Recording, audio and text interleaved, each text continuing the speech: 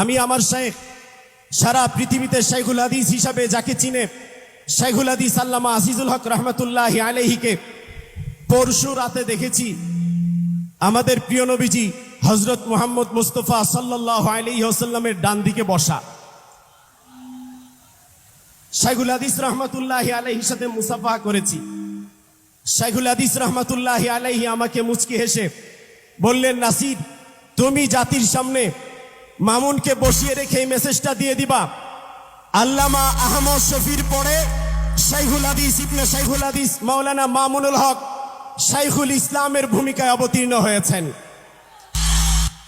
এই জন্য এই কথা আমাদেরকে বাংলাদেশের মানুষের কানে কানে পৌঁছে দিতে হবে, সারা পৃথিবীর মানুষের কানে কানে পৌঁছে দিতে হবে।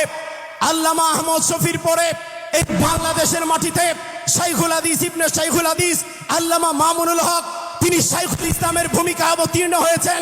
অতএব এখন থেকে আমরা পেপারের মধ্যে, পোস্টারের মধ্যে, গণমাধ্যমে শাইখুল ইসলাম নামটা আমার শাইখ আল্লামা মামুনুল হকের নামের সাথে জুড়িয়ে দিব ইনশাআল্লাহ। পরিষ্কার একটা কথা আমি বলে দিতে চাই,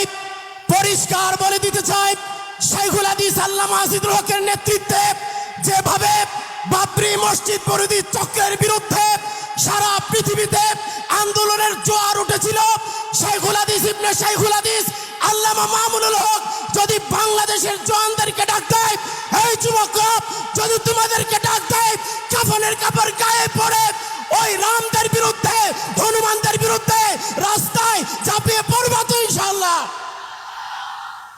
এই কে রাস্তায় নামবা? দাঁড়িয়ে যাও ইনশাআল্লাহ। এই বলো নেতা আছে, নামটা কি তার? এই বলো শাইখুল ইসলাম আছে, আল্লামা আহমদ শফির পরে শাইখুল ইসলাম আছে, নামটা কি তার? আরো জোরে শাইখুল ইসলাম। বসে যান মিডিয়ার ভাইরা, আপনাদের কাছে আমার হযরতের আমানত, মরহুম শাইখুল হাদিসের আমানত, এই কথা যেন বাংলাদেশের প্রত্যেক মানুষের কানে, পৃথিবীর কোনায় কোনায় যায়। আল্লামা আহমদ শফির পরে মাওলানা মামুনুল হক সাহেব শাইখুল ইসলাম। ঠিক কিনা বলেন? কথা ঠিক কিনা? আমি আমার শাইখের খিদমতে মুআদ্দাবানা দরখাস্ত করছি, হযরত